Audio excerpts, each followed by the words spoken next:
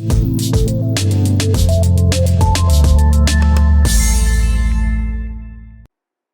we are on the field here at Tom Benson Stadium. Derek Dimit, Marshawn from Believe Land Media. We just witnessed a instant classic here in the North Division Championship here in Canton as the Maulers defeated the Michigan Panthers 31-27 in overtime. Marshawn, what are your thoughts real quick just on the game in general? It was a very competitive game, man. It's kind of a slow start in the beginning. Both offenses, I think Michigan had 3 turnovers in the first half. That the Maulers did not score any points on any of those turnovers. So it was kind of a frustrating half on that. The referees, man, we got to talk about the referees. Definitely. Man. The referees kind of got in the way a little bit. I mean, we heard it up from the press booth about how some of the people affiliated with the Panthers weren't happy. Yep. You know, it was. I'm not gonna blame it all on the refs because Michigan played sloppy at times. Oh yeah. Pittsburgh played sloppy at times. You know, where like I said, you got the turnovers, you drive, but you just could not put it in the end zone. So I mean, like I said, it was the first game ever this season at Canton to go into overtime. We got a different type of overtime. I actually like the overtime rule with the USFL. So you know, it was overall good game today. Yeah, it was definitely back and forth all game. The Panthers scored first, and Pittsburgh was quick to answer. Mm-hmm. And then right before halftime, it looked like Pittsburgh was about to extend their lead to 13-10, but the Panthers were able to block a Chris Blewett 28-yard field goal as time expired. And then as we went into the second half, the Panthers offense really took off there. Yeah, I mean, EJ Perry took off. He had a 72-yarder to, I forget his name, Marcus Sims. Yep.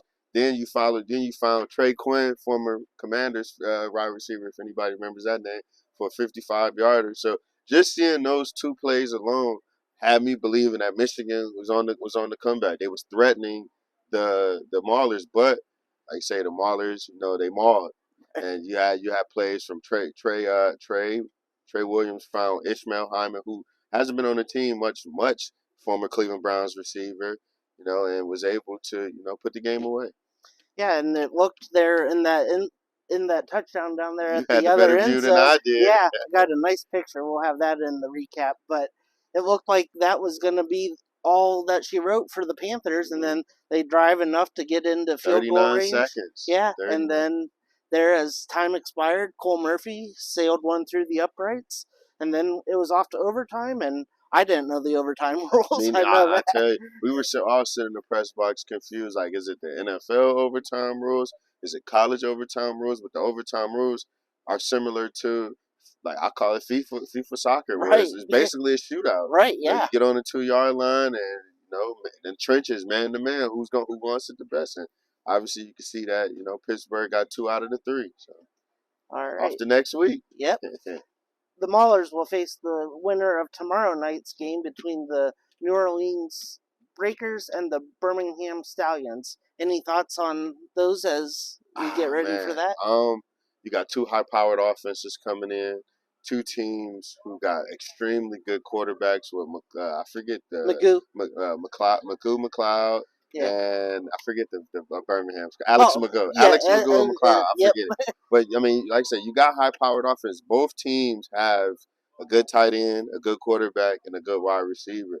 So I feel like whomever Pittsburgh sees next week, you know, we asked Tez in the post-conference about the trust factor between Boogie Roberts, between him, Reuben Foster, Marcus Gilbert. So all of those guys are going to have to play lights out next week in order for, I mean, not Marcus Gilbert, Mark Gilbert. Yep. All of those guys are going to have to play lights out next week in order to get that trophy that they seen home. Because if the offense is going to, I feel like this, if the offense is going to have to be able to lead the team to a win, then it favors the South. But if that number 1 defense wins championships, that Maulers defense shows up like it did today and forced 3 to 4 turnovers, no matter how many yards that team gives up next week, I think the championship will stay here in Canton. Yeah, like you said, it'll definitely put that old adage, defense wins championships, to the test next Saturday night right here at Tom Benson Stadium. For Marcus Powers, I'm That's Marsh. Marshawn. You said Marcus. That For Marcus, Marsh. there's so many Marcuses we done heard today. It's 12:15. For Marshawn Powers, I'm Derek Dimit, Cleveland Media. Follow us on all of your socials. Have a great night, everybody.